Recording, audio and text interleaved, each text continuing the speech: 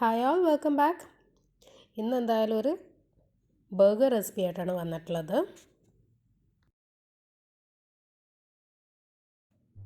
നമ്മളിവിടെ ചിക്കനിലാണ് ഇന്ന് ചെയ്യാൻ പോകുന്നത്. ഇത് ബീഫിലോ ചിക്കനിലോ മട്ടനിലോ എന്തിൽ വേണമെങ്കിലും ചെയ്യാവുന്നതാണ്. അപ്പോൾ ഇവിടെ 250 ഗ്രാംസ് ബോൺലെസ് ചിക്കൻ എടുത്തിട്ടുണ്ട്. ഇതിലേക്ക് ആവശ്യത്തിന് ഉപ്പ്, 1 ടേബിൾ സ്പൂൺ ലൈം ജ്യൂസും കൂടെ ചേർത്ത് നന്നായിട്ടൊന്ന് മിക്സ് ചെയ്ത് മാറ്റി വയ്ക്കുന്നുണ്ട്.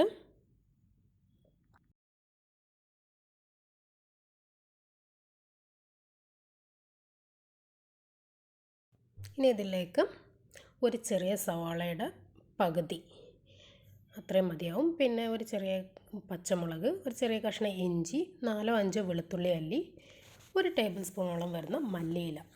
പിന്നെ ഇതിൽ വേണമെങ്കിൽ പെപ്പറും കൂടെ ചേർത്ത് കൊടുക്കാവുന്ന. ഇവിടെ ഞാൻ ചേർത്തിട്ടില്ല. ഇതെല്ലാം കൂടെ ഒരു മിക്സിയുടെ ജാറിലേക്ക് മാറ്റി നന്നായിട്ടൊന്ന് അരച്ചെടുക്കാം.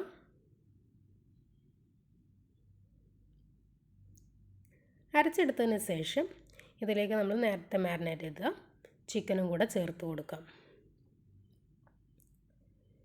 ഇതെല്ലാം കൂടെ നന്നായിട്ടൊന്ന് അരച്ചെടുക്കണം.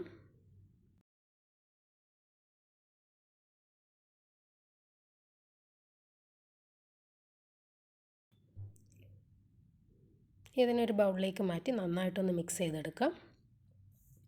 ഈ സമയത്ത് വേണമെങ്കിൽ 1 ടേബിൾ സ്പൂൺ ബട്ടർ ഇതിലേക്ക് ചേർത്ത് കൊടുക്കാവുന്നതാണ്. ഇത് മിക്സ് ചെയ്യുന്ന സമയത്ത് ഇതിന്ന് വെള്ളമൊന്നും പുറത്തേക്ക് വരുന്നില്ല. അപ്പോൾ നമ്മൾ ആദ്യം ചിക്കൻ എടുത്ത സമയത്ത് തന്നെ നന്നായിട്ട് ഡ്രെയിൻ ചെയ്തിട്ടാണ് എടുത്തിട്ടുണ്ടായിരുന്നത്. അതല്ല, ഈ സമയത്ത് കുറച്ച് വെള്ളം അധികമായിട്ട് കാണുന്നുണ്ടെങ്കിൽ കുറച്ച് സമയം ഫ്രിഡ്ജിലേക്ക് വെക്കാവുന്നതാണ്. അപ്പോൾ നമ്മളിത് എടുക്കുന്ന സമയത്ത് കയ്യിലെടുത്ത് ഓരോ ഉരുളകളാക്കി എടുക്കാൻ പറ്റുന്ന പാകത്തിനായിട്ട് എടുക്കണം. അതാണ് അതിൻ്റെ ഒരു കൺസിസ്റ്റൻസി വരുന്നത്. ഇനി ഓരോന്നും ഉരുളകളാക്കിയെടുത്ത് പാറ്റി ഷേപ്പിലേക്ക് ആക്കിയെടുക്കണം. ഇതൊരു ബട്ടർ പേപ്പറിൽ വെച്ച് നല്ല റൗണ്ട് ഷേപ്പിൽ നമുക്ക് പ്രസ് ചെയ്തിട്ടെടുക്കണം. ഇതിൻ്റെ സൈസ് എന്ന് പറയുന്നത് നമ്മൾ ബണ്ണിനേക്കാളും ഒരു ഇത്തിരി അധികം വേണം നമ്മൾ ചെയ്തെടുക്കാനായിട്ട്. ഇത്തിരി കട്ടിക്കും അതുപോലെ തന്നെ ബണ്ണിനേക്കാളും ഇത്തിരി അധിക റൗണ്ടിൽ ഇത് ചെയ്യണം. കാരണം ഇത് നമ്മൾ കുക്ക് ചെയ്യുന്ന സമയത്ത് ഒന്ന് ചെറുതായി പോവും. അപ്പോൾ നമ്മുടെ ബണ്ണിൻ്റെ ഉള്ളിൽ കറക്റ്റായിട്ട് വരാനാണ് ഒരല്പം കൂടുതലാക്കി വെക്കുന്നത്.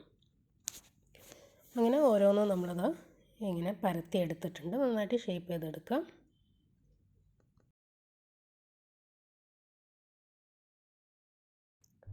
ശേഷം ഇതെല്ലാം ഇതുപോലൊരു ട്രേയിൽ മാറ്റി വയ്ക്കാം. ഇത് നമുക്ക് ഫ്രീസറിൽ ഒരു 30 മിനിറ്റത്തേക്ക് മാറ്റി വയ്ക്കാവുന്നതാണ്. ആ ഒരു കറക്റ്റ് ഷേപ്പ് അതുപോലെ റീറ്റെയിൻ ചെയ്യാൻ വേണ്ടിയിട്ട് നമ്മൾ കുക്ക് ചെയ്യുന്ന സമയത്ത് അത് പൊട്ടി പോവാതിരിക്കാനാണ് ഫ്രീസ് ചെയ്യുന്നത്. ഇപ്പോൾ നമുക്ക് ഇതുപോലെ ലാർജ് ക്വാണ്ടിറ്റിയൊക്കെ ചെയ്തിട്ട് നമുക്ക് ഫ്രീസറിൽ വെക്കാവുന്നതുള്ളൂ. 30 മിനിറ്റിന് ശേഷം നമ്മളൊരു പാൻ ചൂടാക്കി അതിലേക്ക് ഓയിൽ ഒഴിച്ചു കൊടുത്തു. നമ്മൾ ഷാലോ ഫ്രൈ ചെയ്താണ് അതെടുക്കുന്നത്.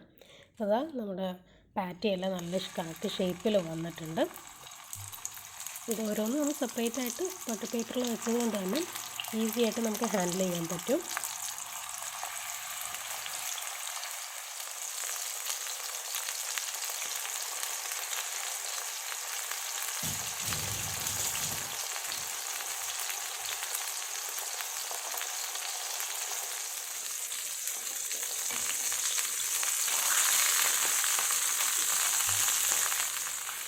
ഇങ്ങനെ ഇടയ്ക്ക് തിരിച്ച് മറിച്ച് ഇട്ടെടുത്ത് നല്ലൊരു ബ്രൗൺ കളറാവുന്ന വരെ കുക്ക് ചെയ്തെടുക്കാം. ഈ സമയത്ത് മീഡിയം ഫ്ലെയിമിലിട്ടിട്ട് വേണം ഇത് ചെയ്തെടുക്കാൻ.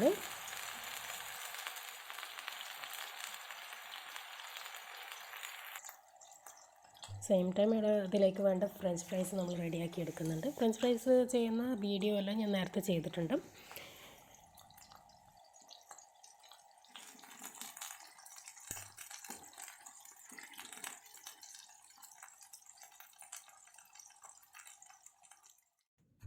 ആ പാറ്റി റെഡിയാവുന്ന സമയം കൊണ്ട് തന്നെ നമുക്ക് ഇതിലേക്ക് വേണ്ട ബണ്ണെല്ലാം റെഡിയാക്കിയിട്ടെടുക്കാം. അപ്പോൾ ഇതിന് സോസിനായിട്ട് ഇവിടെ 2 ടേബിൾ സ്പൂണോളം മയനൈസ് എടുത്തിട്ടുണ്ട്. ഇതിലേക്ക് 1 ടീസ്പൂൺ കെച്ചപ്പ് കൂടെ ചേർത്ത് നന്നായിട്ടൊന്ന് മിക്സ് ചെയ്തെടുക്കാം. ബണ്ണ് കട്ട് ചെയ്തെടുത്തിട്ട് ഇതിലേക്ക് നമ്മൾ നേരത്തെ തയ്യാറാക്കി വെച്ച മയണൈസ് ചേർത്ത് കൊടുക്കാം. അതുപോലെ തന്നെ നമുക്ക് വേണ്ട വെജിറ്റബിൾസ് ഇവിടെ ലെറ്റ്യൂസ്, ടൊമാറ്റോ, ഓണിയനൊക്കെ ചേർത്ത് കൊടുത്തിട്ടുണ്ട്. ഇത് ഓരോരുത്തരുടെ ഇഷ്ടത്തിനനുസരിച്ചുള്ള വെജിറ്റബിൾസും ചേർത്ത് കൊടുക്കാം. പിന്നീട് ഫ്രഞ്ച് ഫ്രൈസും കൂടെയാണ് ചേർത്ത് കൊടുത്തിട്ടുള്ളത്.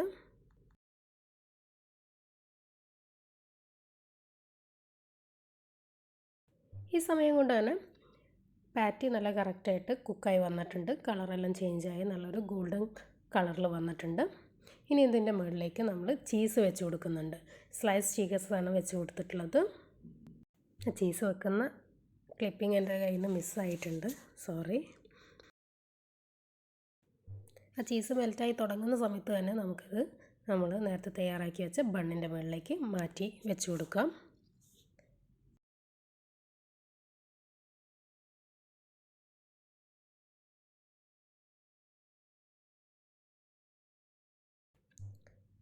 ഇനി ആ ബണ്ണിൻ്റെ മുകൾ ഭാഗം കൂടെ അതിൻ്റെ മുകളിൽ വെച്ച് നമുക്കിത് സെർവ് ചെയ്യാം. ഇപ്പോൾ അത് നമ്മുടെ ബർഗർ ഇവിടെ റെഡി ആയിട്ടുണ്ട്. അപ്പോൾ കുട്ടികൾക്കൊക്കെ വളരെയധികം ഇഷ്ടപ്പെടുന്ന റെസിപ്പി ആയിരിക്കും അത്. എല്ലാവരും ഒന്ന് ട്രൈ ചെയ്യുക. ഇനി മറ്റൊരു വീഡിയോയിൽ കാണുമ്പോഴേക്കും take care, bye and thanks for watching.